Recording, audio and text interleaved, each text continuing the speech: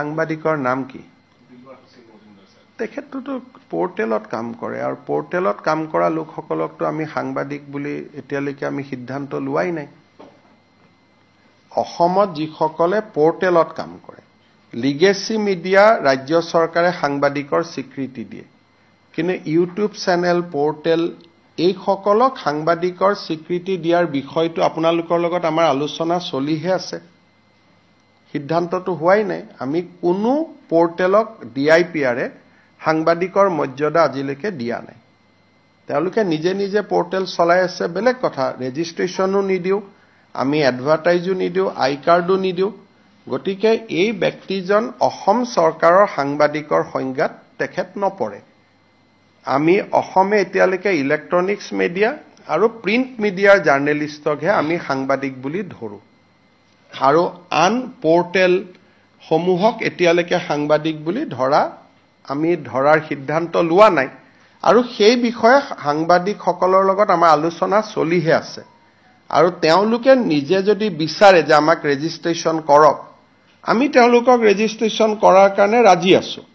কিন্তু তেওঁলোক নিজেও আগবাঢ়ি অহা নাই সেইকাৰণে পোৰ্টেল জাৰ্নেলিষ্টসকলক যদিও ঘৰুৱা ভাষাত আমি জাৰ্নেলিষ্ট বুলি কওঁ কিন্তু তেওঁলোকক সাংবাদিকতাৰ স্বীকৃতি আমিও দিয়া নাই আৰু তেওঁলোকেও আমাৰ পৰা বিচৰা নাই গতিকে মই ভাবো যে এইটো এজন ইন্ডিভিজুৱেল ব্যক্তি আৰু তেনেকেতো অসমত বহুত কেছ ডেইলি ৰেজিষ্টাৰ হৈ থাকে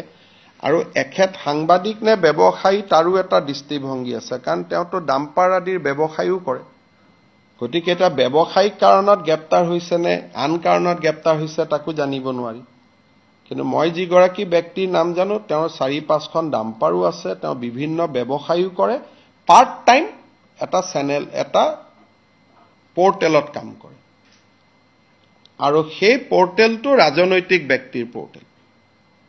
গতিকে এটা সাংবাদিকৰ ডেফিনেশ্যনত আহিব নাই আমি প্ৰেছ ক্লাবৰ লগত কথা পাতিব লাগিব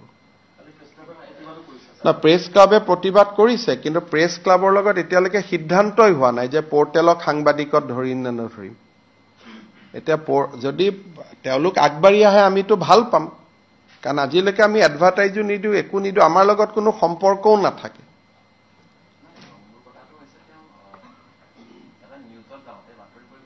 এটোতো আমি নাজানো তেওঁ বেংকত নিউজে কৰিব গৈছে নে আন কামত গৈছে আমি কেনেকে জানিম বা আন সাংবাদিকে কেনেকে তাৰ গ্যাৰেন্টি ল'ব পাৰিব আজিকালি দিনত আমি নিজৰ ল'ৰা ছোৱালী গ্যাৰেন্টি ল'ব নোৱাৰো তেওঁ এটা বেংকত গৈছে সাংবাদিকো নহয় এটা তেওঁ কি কামত বেংকত গৈছে বাকি সাংবাদিকসকলে তেওঁৰ হৈ কেনেকে ক'ব এটো তেওঁ ঘৰুৱা কামতো যাব পাৰে নিজৰ কামতো যাব পাৰে এটোতো কোনেওতো ক'ব নোৱাৰে প্ৰথম তেওঁ এজন সাংবাদিক হ'ব লাগিব স্বীকৃত দ্বিতীয় তেওঁ কি কামত গৈছে তো আমি জানিব লাগিব বাকি সাংবাদিকসকলে তেওঁৰ হৈ গ্যাৰেন্টি লৈছে কিন্তু চৰকাৰেতো গ্যাৰেন্টি ল'ব নোৱাৰে সাংবাদিকৰটো যদি সাংবাদিক এজনে গৈ কাবাৰ লগত কাজিয়া কৰিলে তেওঁ এটা এৰেষ্ট নহব নেকি সাংবাদিক এজনে কাবাৰ লগত হুলস্থিল কৰিলে তেওঁ এৰেষ্ট নহব নেকি লিখা পঢ়াৰ ক্ষেত্ৰত এৰেষ্ট নহয় যদি লিখা পঢ়া কোনো ৰাইট আপৰ কাৰণে আমি এৰেষ্ট নকৰো আপুনি মোৰ এগেইনষ্টত লিখিলে তাৰ বাবে আপুনি গ্ৰেপ্তাৰ নহয় বা মই নকৰো বা আমি কোনেও নকৰো সাংবাদিকৰ যেটো এটা ফ্ৰীডম আছে এটো লিখনিক লৈ কিন্তু কাৰ্যালয়ত গৈ কি কথা বতৰা পাতে সেইটোতো এটা বেলেগ ইস্যু হৈ গল নহয় সেইকাৰণে সেই মানুহজনকো সাংবাদিকসকলে শুনিব লাগিব মই জানাত এতিয়ালৈকে সাংবাদিক সংঘ এপেক্স বেংকত গৈ মেনেজাৰজনৰ লগত কথা পতাই নাই যে আপোনাৰ তাত কিয় আহিছিল কিবা বেলেগ কথাত আহিছিল ঘৰুৱা কথাত আহিছিল লোন বিচাৰি আহিছিল লোন নিবিচাৰি আহিছিল তেওঁ তাতে লোন বিচাৰি গৈছিল নে কি বিচাৰি গৈছিল সেই কথাখিনিটো সাংবাদিক সংস্থাৰ প্ৰতিনিধি দল এটাটো এপেক্স বেংকত যাব লাগিব দুই পক্ষটো শুনিব লাগিব এতিয়ালৈকে কোনোৱেও যোৱা নাই মইতো নাজানো আপোনালোক তাতে এটা প্ৰতিনিধি দল তেওঁক হয়তো প্ৰেছ ক্লাবত মাতক এপেক্স বেংকৰ মেনেজাৰজনক নহলে আপোনালোক যাওক সাক্ষাৎ কৰক এনেকে সুধিলেতো সঁচা কথাটো ক'ব দিগদাৰ চাহ একাপ খাই কথাখিনি বুজি আহক দুই পক্ষ শুনাৰ পিছত সিদ্ধান্ত লওক কাৰণ তেওঁক ব্যৱসায়ী বুলি ক'ব নে সাংবাদিক বুলি ক'ব হেতুটো কোনো সিদ্ধান্ত ল'ব নোৱাৰে কাৰণ তেওঁৰ ফেসবুকতে ডাম্পাৰৰ লগত ফটো আছে আপোনালোকে নিজে কওক আছেনে নাই গতিকে তেওঁ এজন এতিয়া ডাম্পাৰ ব্যৱসায়ী নে তেওঁ সাংবাদিক এই সিদ্ধান্তটো কোনে ল'ব who will take this decision গতিকে আপোনালোকে মোক যদি সিদ্ধান্ত লয় সাংবাদিক বুলি কয় মই এৰি দিম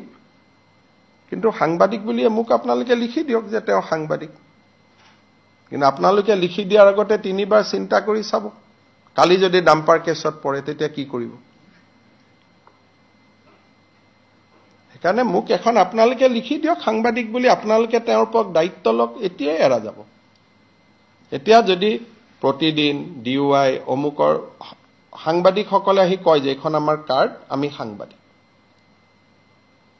তেওঁতো যিটো পোৰ্টেলত আছে তাততো আমি জাৰ্নেলিষ্ট কাৰ্ডো নিদিওঁ পোৰ্টেলততো আমি আনাই নাই জাৰ্নেলিজিমৰ ভিতৰত এতিয়ালৈকে যদি আপোনালোকৰ কিবা আছে আপোনালোকে যদি তেওঁৰ দায়িত্ব লয় মই এতিয়াই ৰিলিজ কৰি দিম যে তেওঁৰ কোনো ব্যৱসায়িক কথা বাৰ্তা সকলোতে আমি দায়িত্ব ল'ম বুলি আপোনালোকে মোক কৈ দিয়ক মই 1 ছেকেণ্ডত মই কৈ দিম যে তেওঁ সাংবাদিক এৰি দিওঁ কিন্তু সাংবাদিক বুলি কোনোবাইতো কওক মোলৈকেতো এতিয়ালৈকে এখন চিঠিও অহা নাই যে তেওঁ সাংবাদিক বুলি নে কি মই ভুল কৈছো নেকি কোনোবাই জনাই দিয়ক মোক সাংবাদিক বুলি তেতিয়া তেওঁক আমি এখন লাইসেন্স দি দিম আৰু যে আপুনি ডাম্পাৰৰ বিজনেছ কৰিলেও বেংকত গৈ জবৰদস্তি লোন খুজিলেও আপুনি সাংবাদিক বুলি আপোনাক ট্ৰিট কৰিম দেশত মুখ্যমন্ত্ৰী মন্ত্ৰী এজনেও গৈ যদি বেলেগত কবাত ধমকি দিয়ে তাকো কোনেও ৰেহাই নিদিয়ে আইনে কাক ৰেহাই দিব লিখা পঢ়াত ৰেহাই আছে মুখ্যমন্ত্ৰীৰ বিৰুদ্ধে লিখাৰ কাৰণেতো কাকো এৰেষ্ট কৰা নাই পুলিচৰ ৰিপৰ্টটো আহিছে যে তেওঁ শিডিউল ট্ৰাইব সম্প্ৰদায়ৰ বড়ো বুলি ব্যক্তি এগৰাকীক খুব ঘৃণনীয়ভাৱে ব্যৱহাৰ কৰিছিল আৰু দ্বিতীয় ৰিপৰ্টটো আহিছিল যে তেওঁ বেংকত এটা বৃহৎ পৰিমাণ টকাৰ লোন দাবী কৰিছিল তেওঁৰ ব্যৱসায়িক কাৰণে ইয়াত লিখা পঢ়াৰ লগত কথাটো জড়িত নাই যেটো পুলিচৰ ৰিপৰ্ট আৰু আজি বড়ো বোলা ব্যক্তিগৰাকীয়ে 164 ষ্টেটমেণ্টটো দিছে কোৰ্টত যে মোক অবাইজ ভাষাত গালিগালাজ কৰা হৈছিল বুলি কালি বেল দিলে কিন্তু আৰু 2-3টা কেছ আছে তেওঁৰ ওপৰত গতিকে পুলিচে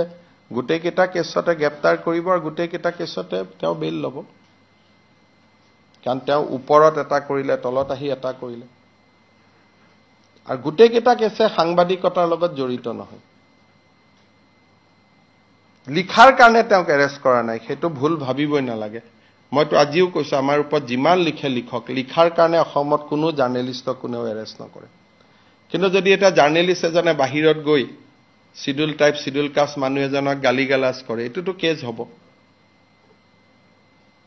হয়